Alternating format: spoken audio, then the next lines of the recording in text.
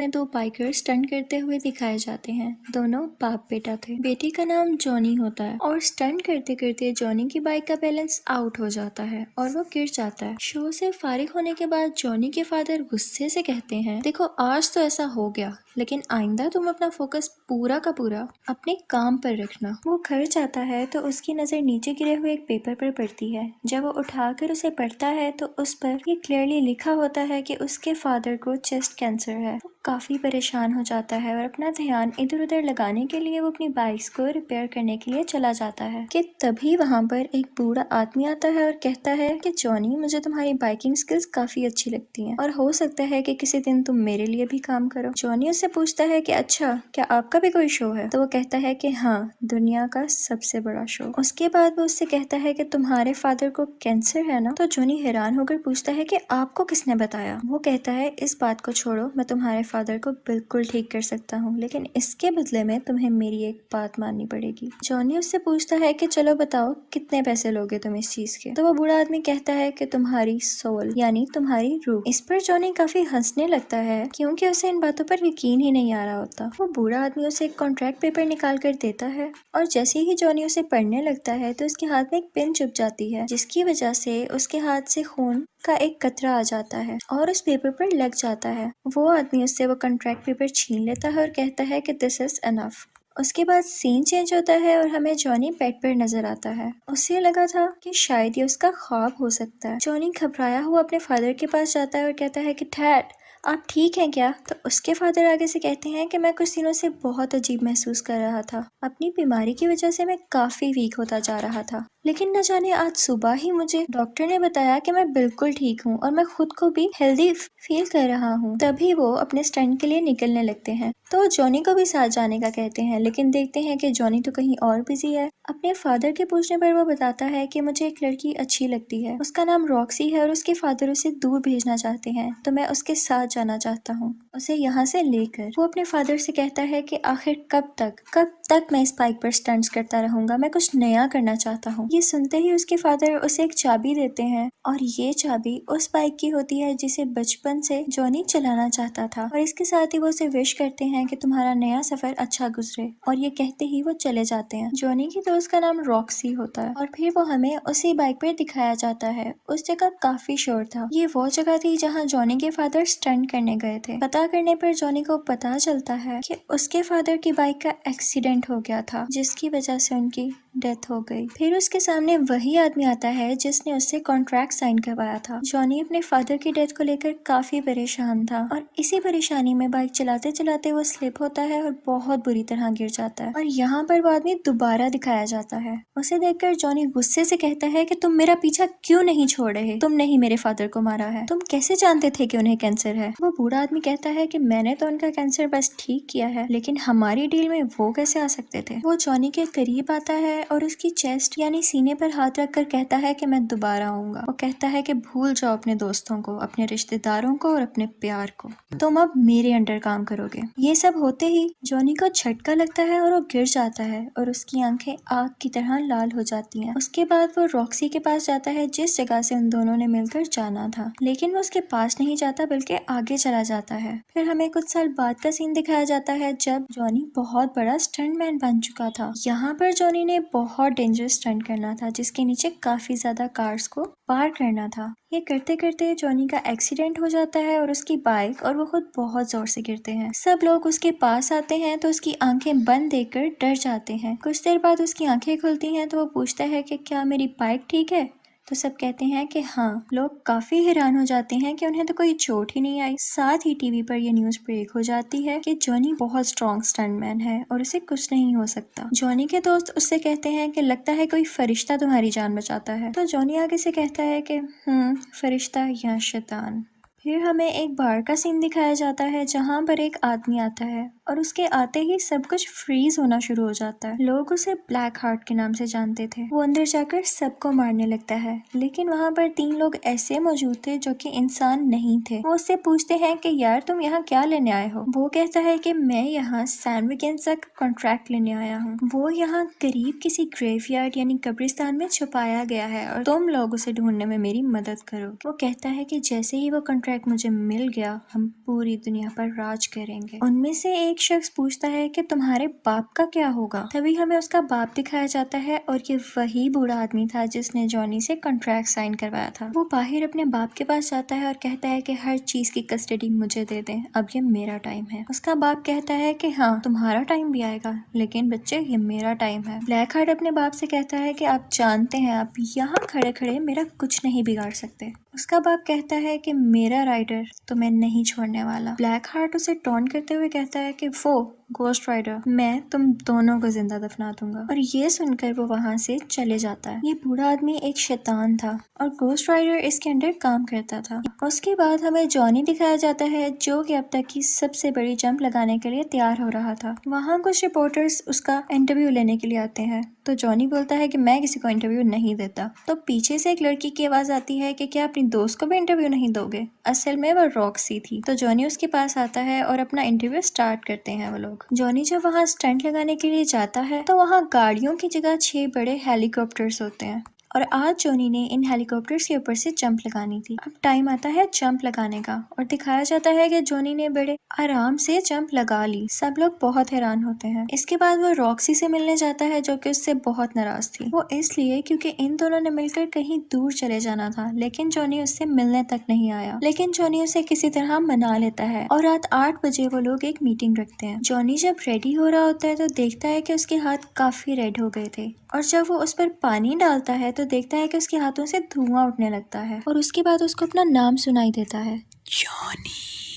लेकिन जब वो पीछे मुड़कर देखता है तो कोई भी नहीं होता, लेकिन उसको अपनी बाइक स्टार्ट हुई दिखाई देती है। उसके बाद हमें वही बूढ़ा शैतान दिखाया जाता है। जॉनी कहता है मुझसे दूर रहो, तुम मुझसे क्या चाहते हो। तो वो आगे से कहता है कि ऐसा तो कभी नहीं हो सकता कि मैं तुमसे दूर रहूं, मैं इतने सारे साल भी तुम्हारे साथ था, लेकिन अब वो वक्त आ चुका है जब मैं तुमसे अपना काम करवाऊं। एक ब्लैक हार्ट नामी बंदे को ढूंढो और उसे मार डालो। जॉनी उससे कहता है कि हाँ मैं कभी नहीं करूंगा, तुम खुद क्यों नहीं कर लेते हो। बूढ़ा शैतान से कहता है कि ऐसा तो हो ही नहीं सकता, तुम मेरा काम करोगे क्योंकि तुम कॉन्ट्रैक्ट साइन कर चुके हो और जैसे ही काम हो जाएगा मैं तुम्हें तुम्हारी सोल वापस कर दूंगा। जॉनी अपनी बाइक स्टार्ट करने की कोशिश करता है लेकिन वो स्टार्ट नहीं होती। इसके साथ ही वो बूढ़ा आदमी अपनी स्टिक जमीन पर मारता है तो बाइक के टायर्स रेड हो जाते हैं और काफी स्पीड में आ जाती है। इतनी स्पीड के चलते हुए आसपास की चीजें उड़ने लगती हैं और उस बाइक में आग लग जाती है। वो इतना तेज जाती है कि जॉनी को दूर जाकर फेंक देती है। इसके बाद हमें जॉनी की बॉडी दिखाई जाती है जो कि इस वक्त पूरी की पूरी आग में छुपी हुई थी।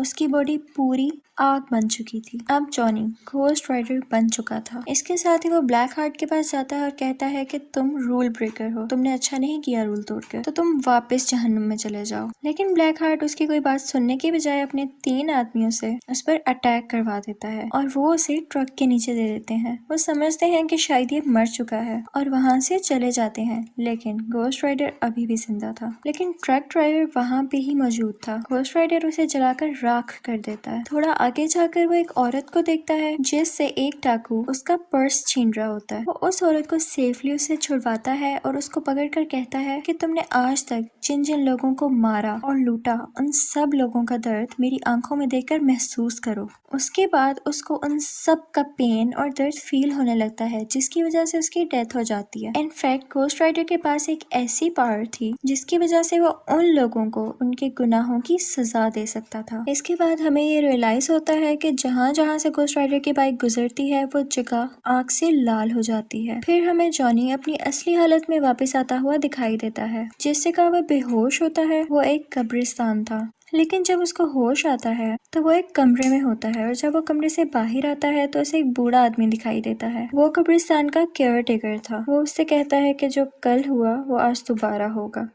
जॉनी उससे कहता है कि कौन हो तुम। वो उससे कहता है कि मैं जो भी हूँ, लेकिन मैं ये जानता हूँ कि तुम एक घोस्ट राइडर हो और मेरी मदद के बगैर तुम ज्यादा देर जिंदा नहीं रह सकते हो। घोस्ट राइडर कहता है कि नहीं, मैं अब किसी की मदद नहीं लेना चाहता। तो वो बूढ़ा आदमी उससे कहता है कि तुमने कॉन्ट्रैक्ट किया है तो इसे निभाना तो पड़ेगा ही। बूढ़ा आदमी उसे बताता है कि दिन में तुम जॉनी और रात में घोस्ट राइडर बन जाओगे। वो पूछता है कि क्या इससे पहले भी कोई घोस्ट राइडर था। तो वो बूढ़ा आदमी कहता है कि हाँ, आज से 150 साल पहले एक गांव सैन वेकेंसा में रहने वाला घोस्ट राइडर बना था। वो बताता है कि सैन वेकेंसा एक बहुत ही अच्छा और पीसफुल गांव था, लेकिन वहाँ पर कोई आदमी आया और उसने इन सब में दूरियां डाल दी, जिसके बाद गांव के लोग अपने ही लोगों को मारने लग गए और उन सब की सोल्स अभी भी उस गांव में हैं। जॉनी उससे पूछता है कि इस सब से ब्लैक हार्ट का क्या कनेक्शन है। तो वो बूढ़ा आदमी बड़ा हैरान होता है कि क्या तुम उसके पीछे हो। तो जॉनी बताता है कि हाँ, उसके साथ और भी लोग हैं। तो वो बूढ़ा आदमी बताता है कि वो सब पहले फरिश्ते थे जिन्हें जमीन पर निकाल दिया गया था और अब वो इस इंतजार में है कि दुनिया कब खत्म हो। बूढ़ा आदमी उससे कहता है कि तुम यहाँ पर सेफ हो क्योंकि वो खुदा के घर में तो नहीं दाखिल हो सकते ना। जॉनी उससे कहता है कि ठीक है, आपने मुझे बताकर अच्छा किया कि मैं शैतान का शिकारी हूँ, लेकिन मैं यहाँ नहीं रुक सकता। जॉनी जब वापस आता है तो देखता है कि पूरा का पूरा शहर तबाह हो चुका है, रोड्स टूट चुकी हैं और किसी को कुछ नहीं पता था कि ये सब किसने किया। फिर उसे अपनी दोस्त रॉक्सी दिखाई जाती है जो किसी का इंटरव्यू ले रही थी, लेकिन यहाँ पर वो उससे नाराज होती है क्योंकि वो इस बार भी नहीं मिला था उससे और वो वहाँ से चली जाती है। उसके बाद जॉनी अपने घर आता है और घोस्ट राइडर पर लिखी हुई किताबें पढ़ता है। उसमें ये लिखा होता है कि अगर वो चाहें तो अपनी आग को मिटा सकते हैं और उस पर कंट्रोल पा सकते हैं। और फिर जॉनी उसी तरह ट्राई करता है। वो अपने हाथ से आग बाहर निकालता है और उसके कंट्रोल में आ भी जाती है। उसके बाद रॉक्सी दोबारा आती है और उससे कहती है आई एम सॉरी, मैं इस तरह से तुमसे बात नहीं करना चाहती थी। और जॉनी के कमरे में लगी हुई उन दोनों की पिक्चर को देखती है, लेकिन जॉनी उससे कहता है कि आओ, मैं तुम्हें तुम्हारी गाड़ी तक छोड़ देता हूँ। जॉनी भी ये सब नहीं करना चाहता था, लेकिन उसे करना पड़ा क्योंकि अब रात हो रही थी और उसके घोस्ट राइडर बनने का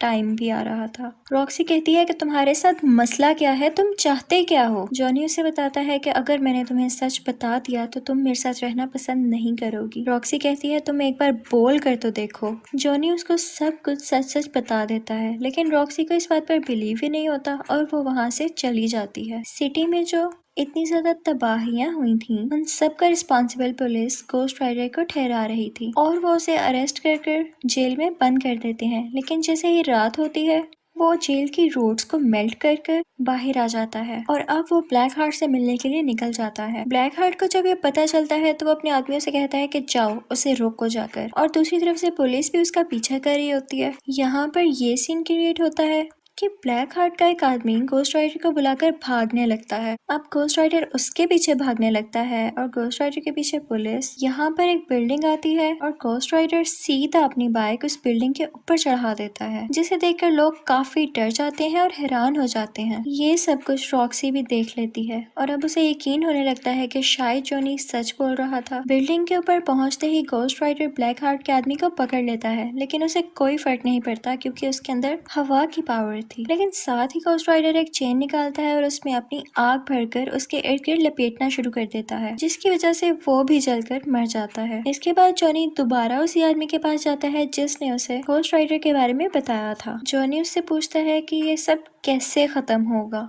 तो वो उसे बताता है कि ये सब ब्लैक हार्ट को मारते ही खत्म हो जाएगा। फिर वो आदमी उसे ग्रेव में ले जाता है और उस कबर पर स्ले लिखा होता है। वो आदमी बताता है कि ये भी एक घोस्ट राइडर था और सैन वेकेंसा में जो सोल्स का कॉन्ट्रैक्ट हुआ था उसके मुताबिक इसे भेजा गया था सोल्स को लेने के लिए। लेकिन जब इसने देखा कि ये काम तो बहुत मुश्किल है, तो इसने ये कॉन्ट्रैक्ट ब्लैक हार्ट को नहीं दिया और लेकर वहाँ से भाग गया। ब्लैक हार्ट ये कॉन्ट्रैक्ट पाना चाहता है क्योंकि वो इससे बहुत ज्यादा पावरफुल हो जाएगा। लेकिन इस दौरान तुम अपने लोगों के करीब बिल्कुल मत जाना क्योंकि वो तुम्हारे अपने लोगों को ही यूज करेगा तुम्हारे अगेंस्ट करके। अब जॉनी रॉक्सी के पास जाता है, लेकिन वहाँ देखता है कि ये क्या, यहाँ तो ब्लैक हार्ट पहले से ही मौजूद था। ब्लैक हार्ट उसे गले से पकड़ लेता है। तभी जॉनी भी घोस्ट राइडर बन जाता है और उल्टा उसी के गले को पकड़कर कहता है कि मेरी आंखों में देखो, जितने लोगों के साथ तुमने बुरा किया या मारा, उन सब का दर्द मेरी आंखों में महसूस करो। ब्लैक हार्ट उसे कहता है कि हाँ, तुम्हारी ये पावर मेरे ऊपर काम नहीं करेगी क्योंकि मुझ में तो रूह ही नहीं है।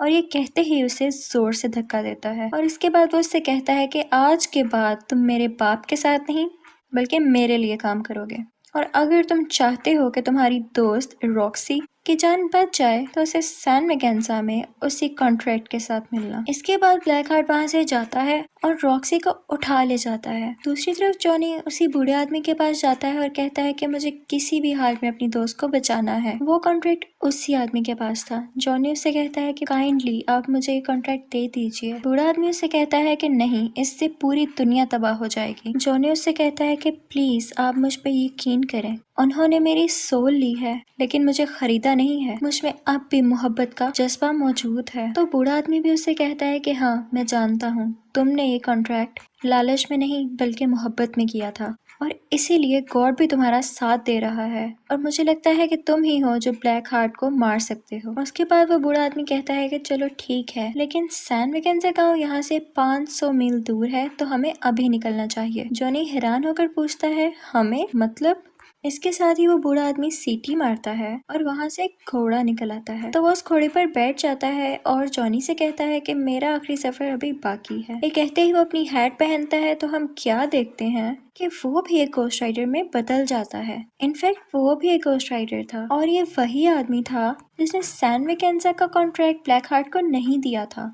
उसके बाद ये दोनों अपनी अपनी सवारियों पर सैन मैकेन्जा गांव के लिए निकल जाते हैं। वहां पहुंचते ही वो आदमी कहता है कि बस मैं अब और आगे नहीं चल सकता क्योंकि मैं सिर्फ एक बार और घोस्ट राइडर बन सकता था और ये चांस मैंने आज के लिए बचा कर रखा था। ये कहते ही वो वहां से चला जाता है। अब जॉनी अंदर दाखिल होता है। ब्लैक हार्ट का एक ही आदमी जो कि अब बच गया था, वो घोस्ट राइडर को पानी के अंदर करके उसे मारने की कोशिश करता है, लेकिन तभी जॉनी घोस्ट राइडर में बदल जाता है और उल्टा उसी को पानी के अंदर करके मार देता है। इसके बाद वो ब्लैक हार्ट के पास जाता है और उसे कहता है कि अब तुम रॉक्सी को छोड़ दो, लेकिन ब्लैक हार्ट रॉक्सी को दूर फेंक देता है। जॉनी के हाथ में वो कॉन्ट्रैक्ट होता है। वो ब्लैक हार्ट के आगे करता है लेकिन उसे पकड़ाता नहीं और साथ ही वो घोस्ट राइडर बन जाता है। उन दोनों में बहुत फाइट होती है। तभी हमें दिखाया जाता है कि सूरज निकल रहा है और ब्लैक हार्ट इस चीज का फायदा उठाकर घोस्ट राइडर को उठाकर रोशनी वाली जगह पर फेंक देता है और तभी वो जॉनी बन जाता है।